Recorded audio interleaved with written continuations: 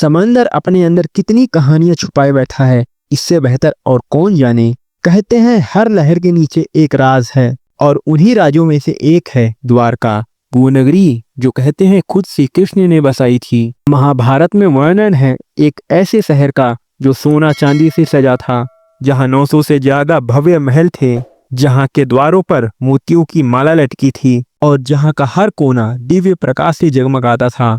उस शहर का नाम था द्वारका।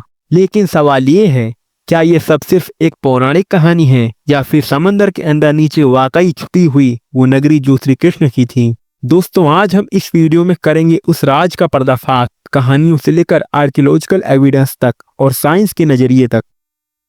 आज तक दुनिया भर के साइंटिस्ट और हिस्टोरियंस हैरान हैं, क्योंकि गुजरात के समंदर के नीचे जो ढांचे मिले हैं उन्हें देखकर ऐसा लगता है जैसे किसी पुराने शहर की दीवारें, सड़कें और मंदिर अब भी वहीं सोए हुए हैं। लेकिन क्या ये सच में द्वारका है? एक तरफ वेद और पुराने ग्रंथ कहते हैं कृष्णा ने द्वारका बसाई और महाभारत के बाद समुद्र ने इसे निगल लिया, और दूसरी तरफ मॉडर्न साइंस कहती है शायद ये सब सिर्फ मिथक है। तो असली सच क्या है, ये हम अब मिलकर ढूंढेंगे। जो भी हो, एक बात तो तय है, अगर द्वारका सच में समंदर के नीचे मिली तो ये दुनिया की सबसे बड़ी आर्कियोलॉजिकल डिस्कवरी होगी, जो न सिर्फ भारत के इतिहास को बल्कि पूरी दुनिया के इतिहास को हिला देगी। चलिए शुरू करते हैं द्वारका की कहानी, जहां पौराणिक ज्ञान, अद्भुत खोज और अजीबोगरीब राज आपस में टकराते हैं। जब हम द्वारका की बात करते हैं तो हमें सबसे पहले याद आते हैं प्राचीन ग्रंथ महाभारत, विष्णु पुराण और हरिवंश पुराण। इन ग्रंथों में द्वारका का वर्णन सिर्फ एक शहर के रूप में नहीं बल्कि एक दिव्य नगरी के रूप में किया गया है।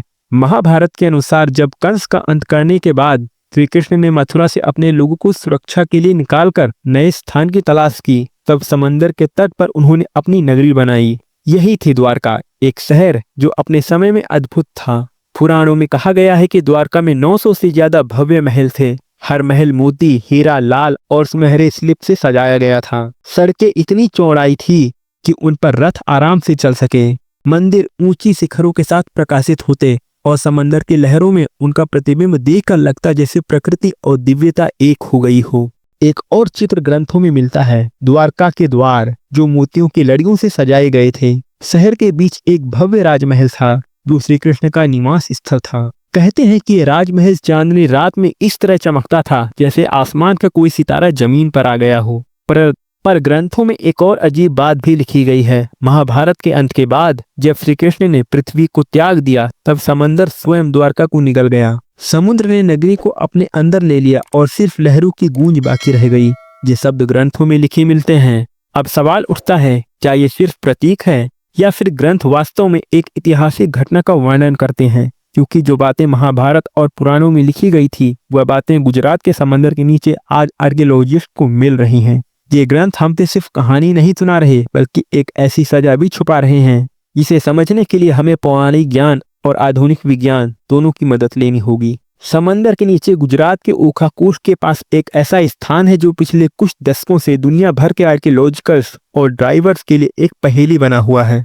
इस स्थान को कहा जाता है द्वारका का अवशेष। इस स्थान को कहा जाता है द्वारका का अवशेष।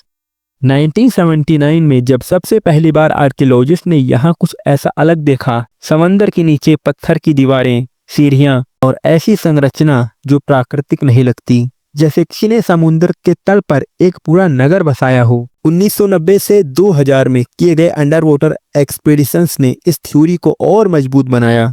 डाइवर्स ने रिपोर्ट किया कि उन्हें रेक्टेंगुलर ब्लॉक्स, सर्कुलर पिलर्स और समांतरी लाइंस मिली जो एक मैन मेड सिटी की तरफ इशारा करती हैं। कुछ संरचना तो इतनी बड़ी थी कि उन्हें बनाने के लिए एडवांस्ड इंजीनियरिंग की जरूरत पड़ती थी। एक और हैरत अंगेज बात, समंदर के नीचे मिली पत्थरों की कार्बन डेटिंग की गई और कुछ सैंपल्स 9000 साल पुराने निकले। मतलब अगर ये सही है तो ये नगरी तो हड़प्पा और मोहनजोदड़ो से पुरानी होगी और दुनिया के सबसे प्राचीन शहरों में से एक हो सकती है। सिर्फ पत्थर ही नहीं, यहाँ से एंकर्स, पोट्री, फ्रैगमेंट्स और प्राचीन टूल्स भी मिले। ये सब उस बात का सबूत देते हैं कि यहाँ कभी इंसानी सभ्यता थी। और सबसे बड़ी बात, ये सब कुछ उसी जगह पर मिला जहाँ महाभारत और पुराणों में द्वारका होने का वर्णन था। साइंटिस्ट ने सोनार टेक्नोलॉजी और अंडर वाटर रडार का भी इस्तेमाल किया। रिजल्ट में एक ग्रिड लाइक सिटी पैटर्न दिखाया, जैसे कोई प्लैन्ड अर्बन सेटलमेंट हो। स्ट्रेट रोड्स, अलाइन वॉल्स और सर्कुलर प्लेटफॉर्म्स। क्या ये वही द्वारका हो सकती है जो श्री कृष्ण ने बसाई थी? पर अभी तक सब कुछ स्पष्ट नहीं है। कुछ एक्सपर्ट्स कहते हैं ये नेचुरल फॉर्मेशन भी हो सकती है, जबकि कुछ आर्कियोलॉजिस्ट इसे पूरी तरह मैनमेड सभ्यता मानते हैं। सच्चाई समंदर के नीचे छुपी है, लेकिन हर एक्सपेडिशन नए क्लूज लेकर आती है। अगर ये नगरी वास्तव में द्वारका है तो इसका मतलब है कि हमारे इतिहास की किताब एक बड़े राज को छुपा रही है। और अगर ये नेचुरल फॉर्मेशन है तो फिर ये ग्रंथों में लिखा गया सब क्या सिर्फ कल्पना है? ये सवाल अब भी खुला है। एक तरफ हमारे प्राचीन ग्रंथ महाभारत और भगवत पुराण जो द्वारका को एक दिव्य नगरी के रूप में वर्णन करते हैं। श्री कृष्ण ने समुद्र के किनारे एक शानदार नगरी बनाई थी जो उनके स्वर्गवासी होने के बाद समंदर में डूब गई। इस कहानी को हर भक्त श्रद्धा के साथ मानता है, पर दूसरी तरफ मॉडर्न साइंस है जो हर बात का प्रमाण मांगता है। आर्कियोलॉजिस्ट के लिए द्वारका एक रिलीजियस साइट नहीं बल्कि एक साइंटिफिक केस स्टडी है, और यही जगह है जहां मिथ और साइंस की तकरार शुरू होती है। सपोर्टर्स का कहना है अंडर वाटर स्ट्रक्चर्स मिली हैं, उनका डिजाइन और ग्रिड लाइक प्लानिंग नेचुरल नहीं हो सकती। स्ट्रेट वॉल्स, राइट एंगल्स और अलाइन ब्लॉक्स ये सब ह्यूमन मेड लगते हैं। और अगर ये सच है तो द्वारका सिर्फ एक कहानी नहीं बल्कि इतिहास का हिस्सा है। लेकिन स्टैटिस्टिक्स का कहना है समंदर अपने अंदर ऐसे इल्यूजन क्रिएट करता है, स्ट्रॉन्ग करंट और जियोलॉजिकल शिफ्ट से पत्थर वैसे भी लगते हैं जैसे कि उन्हें बनाया हो। मतलब ये सब नेचुरल हो सकता है। साइंस के पास एक और सवाल है, अगर द्वारका वास्तव में 9000 साल पुरानी है तो हमें उस दौर के और भी आर्कियोलॉजिकल सबूत क्यों नहीं मिलते? हड़प्पा और मोहनजोदड़ो जैसी सिविलाइजेशन के लिए हमारे पास अनेक आर्टिफैक्ट्स हैं, पर द्वारका के केस में सबूत अब भी अधूरे हैं। फिर भी एक अजीब सी बात है, इतिहास और पुराणों में जितनी डिटेल के साथ द्वारका का वर्णन है वो किसी कल्पना से ज्यादा एक आई विटनेस अकाउंट लगता है, जैसे सच में किसी ने उस नगरी को देखा हो और लिखा हो। तो सवाल ये है, क्या ये कहानियां सच थी जिनका प्रमाण साइंस को अभी नहीं मिला, या फिर कहानियां सिंबॉलिक हैं जिनका हम लिटरल समझ बैठे? दोस्तों, हमने इस वीडियो में एक सफर तय किया, प्राचीन ग्रंथों के लेकर समुद्र की पर और दूसरी तरफ साइंस के टफ सवाल। लेकिन अभी भी एक बात क्लियर है, द्वारका का सच अधूरा है। साइंस अभी भी कंफ्यूज है, क्या जो स्ट्रक्चर मिले हैं वो ह्यूमन मेड हैं या नेचर का खेल?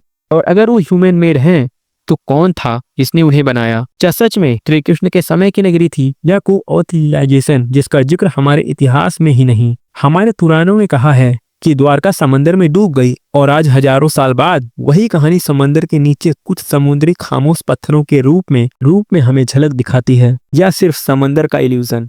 पर एक चीज पक्की है, कहानियां सिर्फ कहानियां नहीं होती, उनमें सच छुपा होता है। चाहे वो सच पूरी तरह समझ न आए, द्वारका के राज भी शायद हमेशा एक पजल बने रहेंगे जो हर नए एक्सकेवेशन के साथ और गहरे होते जा रहे हैं।